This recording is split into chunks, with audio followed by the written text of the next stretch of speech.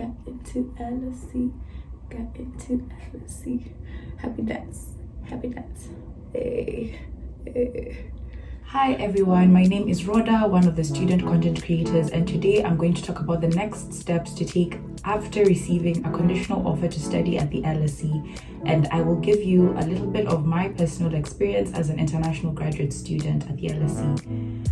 First of all, I'd like to say congratulations on receiving a conditional offer to study at the LSE. That in itself is a great achievement, and you should take time to celebrate that win. Secondly, the next thing to do after receiving the offer, aside from celebrating the achievement, is to look into accepting the offer. It's time to set the ball rolling.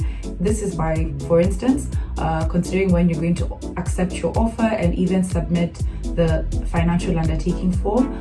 In the offer email, you'll notice that you're required to respond to that offer email and to submit the financial undertaking form within 6 weeks of receipt. You will not lose your offer in the event that you're unable to respond within the 6-week period. However, it is advisable that you do so to also enable LSE to process your details and all your information in good time.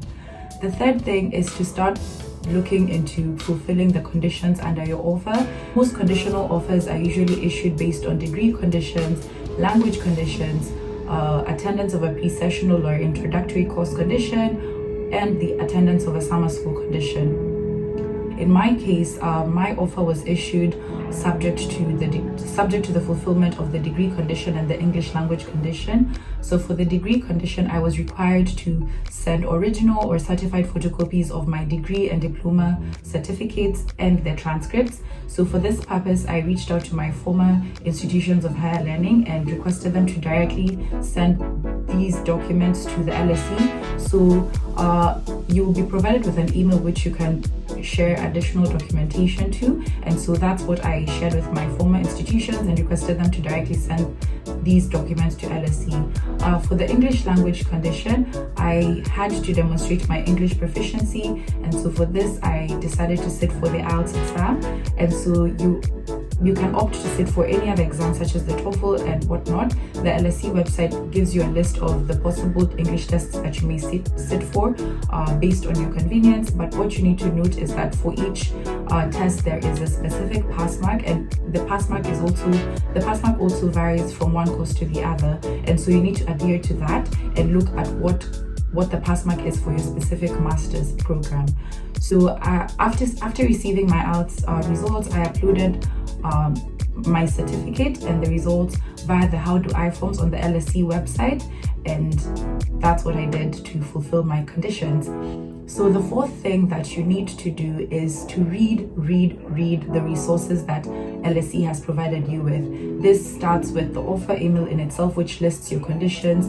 The offer email itself contains links that will be useful to you, and this would be links to resources such as the offer pack, which again is an important document to read through as a prospective student. It will help you even understand what you need to do in order to fulfill your conditions. It will give you tips on accommodation. It will identify the fee classification, the deadlines for the fee payments. It will also specify things such as the term date, so be sure to have a look at that. It's very useful for you. Other than that, please ensure that you look at websites such as the admissions inquiries system as well as the FAQs website. You'll find that 99% of the concerns that you may have been addressed by these resources, so be sure to look at them before sending a query. In the event that any of your concerns have not been addressed by these resources, you can feel free to reach out to the admissions inquiries team.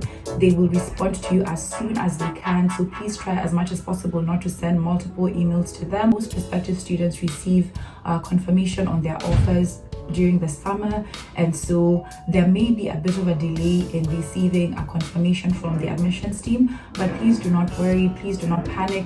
Just ensure that you have fulfilled the conditions according to the guidance that have been provided in the various resources, and just wait. Keep looking at your LSE For You account to see if it has been updated to demonstrate that your conditions have been fulfilled, and again, just wait to hear back from them. They will get back to you as soon as possible. The other thing is that be on the lookout for newsletters that may be sent by either your graduate department, and or the admissions team. So these could have information that could be useful for you and any updates that could also be useful for you. So please be sure to look at them and check your emails now and again.